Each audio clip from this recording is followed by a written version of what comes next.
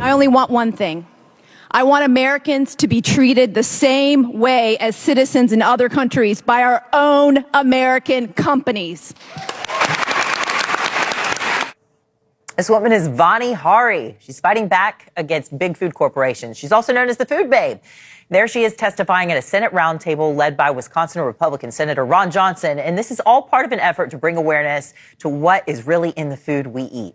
So get this, a new report by the Wall Street Journal says the popular food dye found in Cheetos is turning live mice transparent. How does this happen? Well, the dye alters the optical qualities of the skin, which allows light to pass through. And researchers are now looking at ways to test the dye on humans, as they believe it could one day be used as a good medical tool for drawing blood. But it has some wondering, should we be eating it? So joining us now to talk more is New York Times bestselling author Vani Hari, also known as the Food Babe. Hey there, Vani. Great to see you. Great to see you too. Yes, we really should not be eating this substance. This is tartrazine. This is made from petroleum-based dye. This is something, obviously, that's doing something crazy in mice, but also is doing terrible things to our children's brains.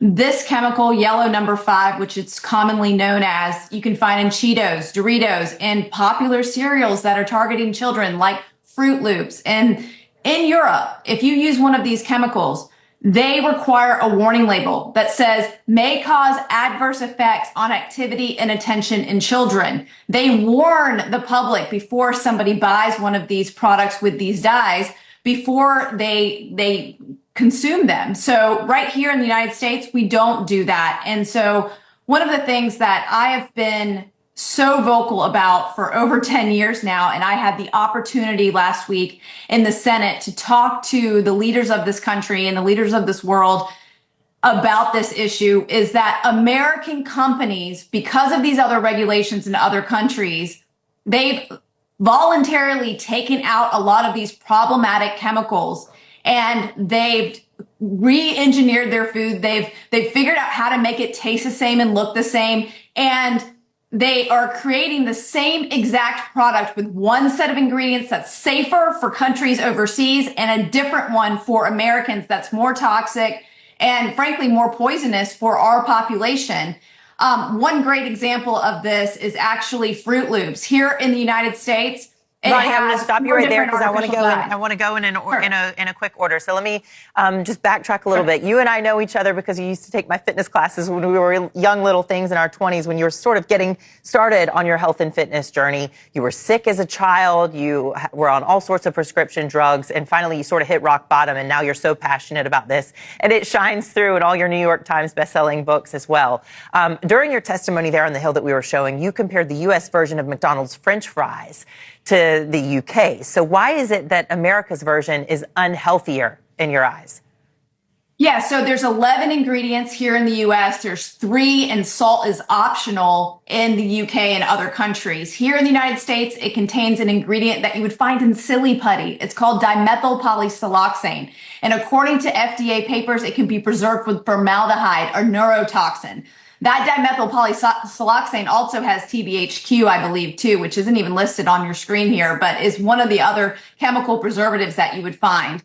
And so this is stuff that basically allows fast food places to keep the oil longer, and they don't have to change it out as often. And so it acts as a preservative. And so this is something that they make more money here in the United States, and they have the opportunity to do that because our FDA is asleep at the wheel. And in the UK, they prohibit these ingredients. So this is why they don't use it there. I think Americans should have the same safer version of all products, especially considering these are our own American companies. Okay, well, let's move on to Kellogg's because I know you wanted to get there. You recently started a petition for Kellogg's to drop the artificial food dyes there and BHT that they use in American products, but not in other countries. Can you tell us a little bit more about that? Absolutely. There's over 170,000 signatures on my petition right now to ask Kellogg's to drop the dyes. They don't use this in other countries, like in all of Europe, in Canada, in Australia, in India, we even found out. They are using these dyes, though, for American children. We know they can make these cereals without it because they're already they don't have to reinvent the wheel. And the worst part, they told us in 2015 that they were going to remove these dyes, as well as the endocrine disrupting chemical BHT, which acts as a preservative in their product. And they never did. They said they would do it by 2018. And instead, they created brand new cereals to hook modern children of today, like Baby Shark and Disney's Little Mermaid. The latest one they just released this month is called Squishmallows. It's made after a stuffed animal that my daughter has in her room. And they are putting dyes in these cereals, even though they got all the awesome press that they got when they said they were going to remove these dyes. And so nobody is holding these companies accountable. And so my good friend, Jason Karp, who is one of the founders of Hugh Kitchen and Human Co., he wrote an activist letter to Kellogg's as a shareholder. And I know you're planning to take it to Kellogg as well. I'm sorry we are out of time, but yes, we're going to what Kellogg's you're doing is very October unique. 15th. What you're doing is very unique. You're not just trying to get kids to eat less sugar.